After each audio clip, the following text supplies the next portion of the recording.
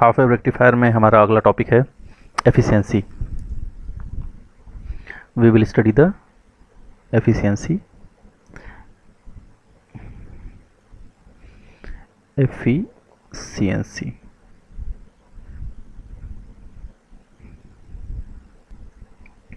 तो एफिशिएंसी को डिफाइन कैसे करते हैं? Efficiency is define at the ratio of, ये रेशियो है किस चीज़ का?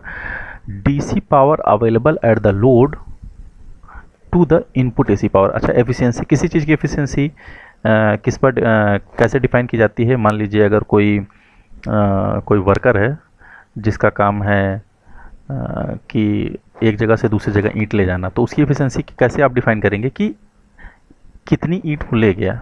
ठीक है, इसी तरीके से रेक्टिफायर का काम क्या है? रेक्टिफायर का काम है कि इनपुट एसी पावर को किस में कनेक्ट करना है? आउटपुट डीसी में। ठीक है, तो हम इसको कैसे कंपेयर करेंगे? तो हम देखेंगे कि डीसी पावर कितना लोड में हमें मिली है in comparison to input AC power. ठीक है, DC power available at load पर डीसी पावर कितनी मिली, कितनी दिया इसने हाफ वेव रेक्टिफायर ने in comparison to the input AC power.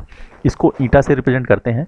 तो eta is equal to, eta is defined as P power DC power available at load divided by input power into 100। तो P आप जानते हैं क्या होता है? Power equal to I square R. तो DC की बात करें तो यहाँ पर हो जाएगा I D C square into R is load resistance divide by input power. Input power आपने क्या है? I R M S square into R L into 100%। R L cancel हो जाएगा। आई डी सी की वैल्यू आप लोग जानते हैं, आई डी सी की वैल्यू आपने निकाली है, कितनी है? I M upon pi, I M square upon pi square हो जाएगा ये, divided by I R M S की वैल्यू आपने निकाली है आई एम अपॉन 2। तो ये I R M S square हो जाएगा I M square upon 2 square. तो आई एम इंटू 100%। तो यहाँ ये हो जाएगा 4 अपॉन पाई स्क्वायर इंटू 100%।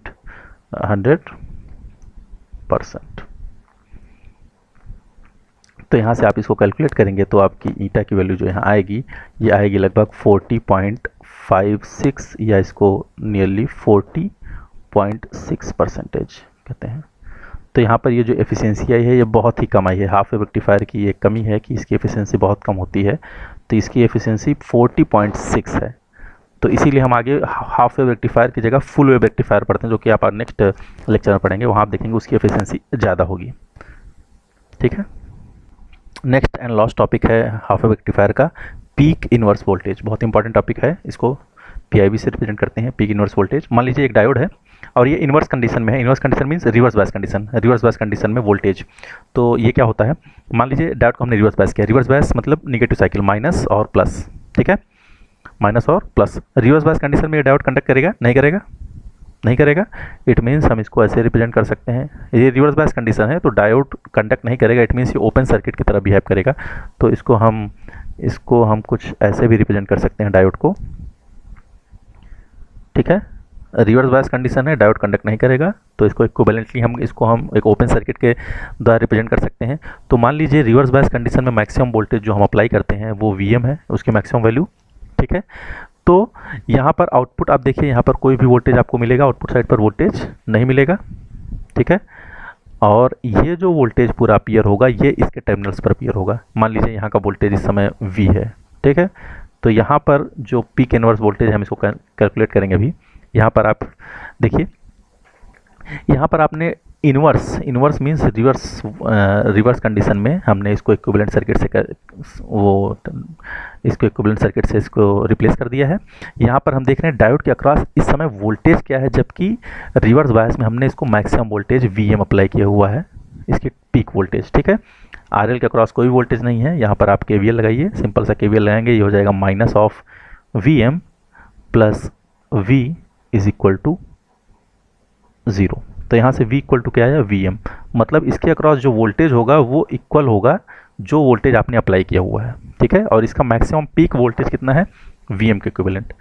तो पीक इनवर्स वोल्टेज क्या होता है? पीक इनवर्स वोल्टेज होता है कि वह मैक्सिमम रिवर्स वोल्टेज, यहाँ पर एक रिवर्स वोल्टेज है ना, वह मैक्सिमम रिवर्स वोल्टेज जिससे डायोड बिना खराब हुए झेल सकता है या सह सकता है, to which diode can withstand, diode can with which diode can withstand, मतलब अगर उससे ज़्यादा आप देंगे, मैक्सिमम आपने दे दिया, उससे थोड़ा सा आप ज़्यादा देंगे तो ये डायोड क्या होगा, ब्रेक डाउन हो जाएगा। आपको याद होगा रिवर्स बायस कंडीशन में डायोड कंडक्ट नहीं करता है, लेकिन जब आप ज़्यादा वोल्टेज देते हैं तो ब्रेक डाउन होता है। ठीक है, तो हम क्या करते हैं, हम ये ध्यान रखते हैं कि यहाँ पर ब्रेकडाउन की कंडीशन ना बने, तो हम पीआईवी, इसलिए जब भी यहाँ डायोड लगाते हैं तो उसकी पीआईवी जरूर चेक कर लेते हैं। तो उस पीआईवी का यहाँ पर मान लीजिए आपने अप्लाई किया है, बहुत ज़्यादा वोल्टेज 100 वोल्ट अप्लाई कर दिया, तो हमें यहाँ वो डायोड लगाना पड़ेगा कि ताकि फॉरवर्ड बायस में तो चलो ये ऑपरेट हो रहा है, लेकिन रिवर्स बायस में इसके अक्रॉस बहुत ज़्यादा वोल्टेज होगा, बहुत ज़्यादा वोल्टेज होने पर कहीं ब्रेकडाउन ना हो जाए, हमें ये भी देखना है। ठीक है, तो पीआईवी वही होता है, पीआईवी इज द कि मैक्सिमम, वह मैक्सिमम रिवर्स वोल्टेज जिसे कोई डायोड बिना ब्रेकडाउन के नॉर्मल कंडक्ट कर सकता है, नॉर्मली बिहेव कर सकता है, जिस वोल्टेज को, उसको कहते हैं पीक इनवर्स वोल्टेज, और ये मैक्सिमम हो सकता है, उससे थोड़ा सा भी आगे बढ़ाएंगे तो डायोड क्या हो जाएगा, वो ब्रेकडाउन हो जाएगा।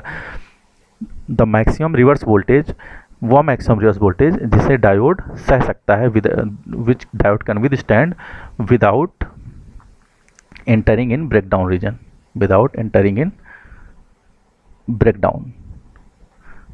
तो इसमें ब्रेकडाउन ना हो, उस मतलब वह मैक्सिमम वोल्टेज जिसे कोई डायोड सह सकता है उसको कहते हैं पीक इनवर्स वोल्टेज। और जब भी हम कोई सप्लाई देते हैं तो उसमें हम ध्यान रखते हैं कि रिवर्स वोल्टेज वो उतना सह सके जो वोल्टेज जो डायोड आप लगाए हुए हैं। तो ये होता है उसका पीक इनवर्स वोल्टेज किसी डायोड का। ठीक है, तो यहाँ पर पीक इनवर्स वोल्टेज कितना होता है, peak inverse voltage half wave rectifier के केस में क्या होता है, वीएम के बराबर होता है। वीएम क्यों, क्योंकि आपका ये इनपुट आप जो दे रहे हैं उसकी मैक्सिमम पॉजिटिव में भी वीएम है एम्पलीट्यूड, और नेगेटिव में भी माइनस वीएम है। तो मान लीजिए -100 तक 100 वोल्ट का अप्लाई किया तो -100, और जैसे ही 100 से आगे बढ़ेगा तो ये क्या करेगा, डायोड ब्रेकडाउन हो सकता है। तो उसकी पीक इनवर्स वोल्टेज, हम अगर किसी डायोड की 100 है तो हम कहेंगे कि वो 100 वोल्टेज से कम का आप इनपुट सप्लाई दें, तभी आपको वो डायोड काम करेगा, अदरवाइज वो ब्रेकडाउन हो सकता है। ठीक है, तो किसी डायोड का पीक इनवर्स वोल्टेज ये होता है। हाफ वेव रेक्टिफायर के केस में ये पीक इनवर्स वोल्टेज जो हम अप्लाई कर सकते हैं वो वीएम होता है। ठीक है, तो हम ये डायोड को ऐसे लगाते हैं ताकि हमें प्राप्त हो ये पीक इनवर्स वोल्टेज वीएम या उससे कम। Thank you.